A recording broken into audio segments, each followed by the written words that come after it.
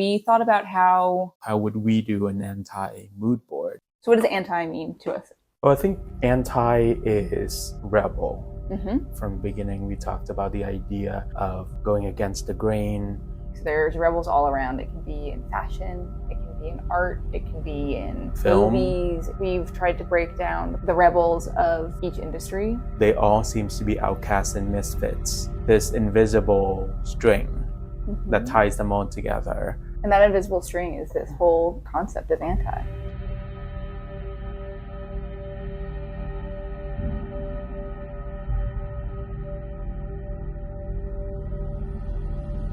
I think the rebellious kind of ties a lot in with identity. So it's about creating something that is not what people expect. Going with the trends means that it's proven success, that people already know.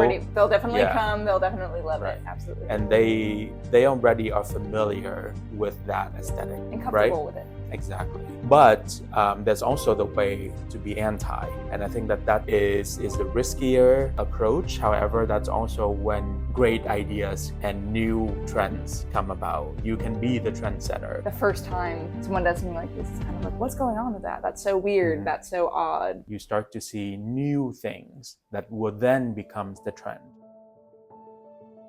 Interior design is about helping clients find their voice, their true authentic self, not what the trends are telling you to do or what other people, even including us as the designer, telling you that you need to put X with Y. The idea is that how you add things or subtract things or like use things that exist but in an interesting way. You flip things upside down. You can start out with the same ingredients, but the way that you make it your own, I always think it back to how my grandmother taught me how to cook. Like, she doesn't have recipes and it's all seasoned to taste.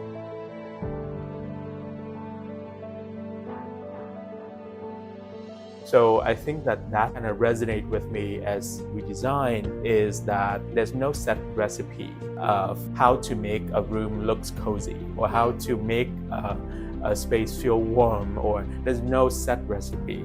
It's all about season to taste. It's okay to put a Target rug with a designer chair, and that's totally okay, as long as you adjust all of your balancing of all of the ingredients.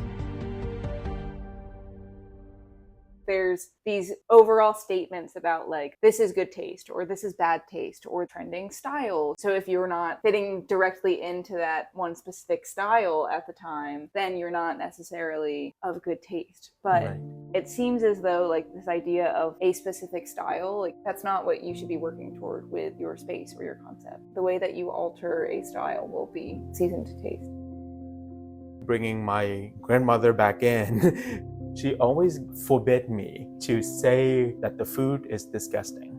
Even if it's not edible at all to your taste, it's not disgusting, because that is food for somebody else or somebody else's culture or somebody else's family, and that's their choice. So, it's very personal and subjective.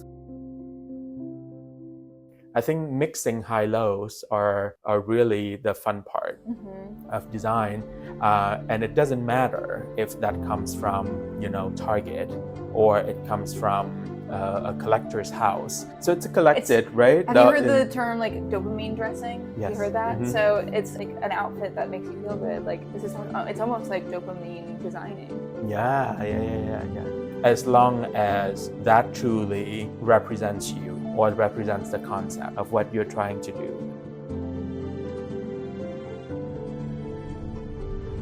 I think that interior design is all the anti, like it's anti-everything.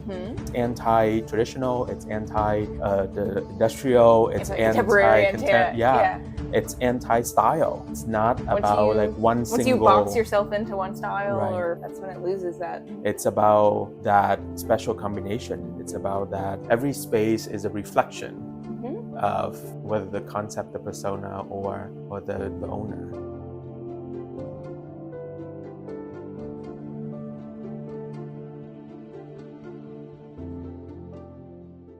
with any kind of rebel, there's a sense of confidence.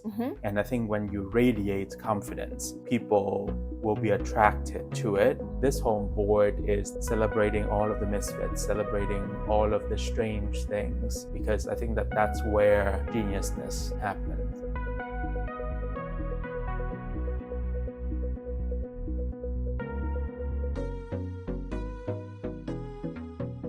Follow and subscribe to Studio Though on YouTube. You don't want to miss this.